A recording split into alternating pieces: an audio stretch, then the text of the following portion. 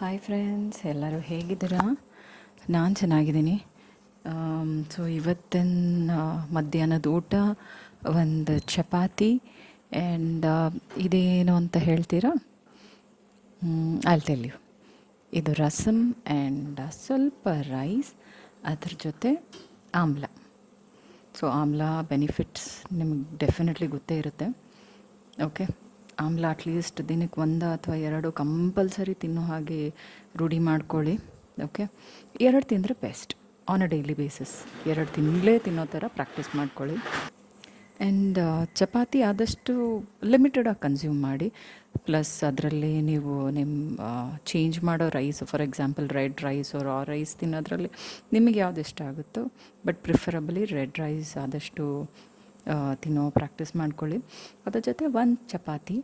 And ಇದೇನು ಗೊತ್ತಾ, ಇದು ಆ್ಯಕ್ಚುಲಿ ಹಾಲು ಏನಕ್ಕೆ ಅಂದರೆ, ನನಗೆ ಚಿಕ್ಕ ವಯಸ್ಸಿಂದ ತುಂಬಾ ಇಷ್ಟ. ಆದರೆ ನಮ್ಮ ತಾಯಿ ತಿನ್ನಿಸೋರು ಇದನ್ನು ಚಪಾತಿನ ಬಿಸಿ ಬಿಸಿ ಹಾಲಲ್ಲಿ ನೆನೆಸಿಟ್ಬಿಡೋರು. ಅದನ್ನು ನಮಗೆಲ್ಲ ಸ್ಕೂಲ್ಗೆ ಹೋಗೋವಾಗ ಬೇಗ ಬೇಗ ಆಗಬೇಕು, ಚಪಾತಿ ತಿನ್ನಲ್ಲ, ಚಪಾತಿ ಗಟ್ಟಿ ಆಗುತ್ತೆ, ಅದು ಇದು ಏನಾದರೂ ಒಂದು ರೀಸನ್ ಮಕ್ಕಳಿದ್ದೇ ಇರುತ್ತಲ್ಲ, ಹೇಳ್ತಾರಲ್ಲ. ಆ ಒಂದು ರೀಸನ್ನೆಲ್ಲ ಹೇಳ್ತಿದ್ನೋ ಏನೋ, ನಂಗೆ ಕರೆಕ್ಟಾಗಿ ನೆನಪಿಲ್ಲ.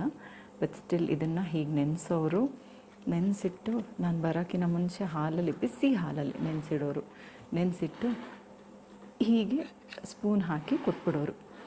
ಓಕೆ, ಹೀಗೆ ಸ್ಪೂನ್ ಹಾಕಿ ಕೊಡೋರು.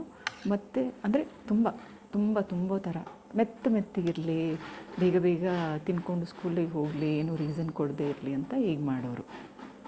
So I still remember. ಹಾಗೇ ಯಾಕೋ ಇವತ್ತು ಬಿಸಿ ಹಾಲಲ್ಲಿ ಚಪಾತಿ ನೆನೆಸ್ಕೊಂಡು ತಿನ್ನಬೇಕು ಅಂತ ಆಸೆ ಆಯಿತು.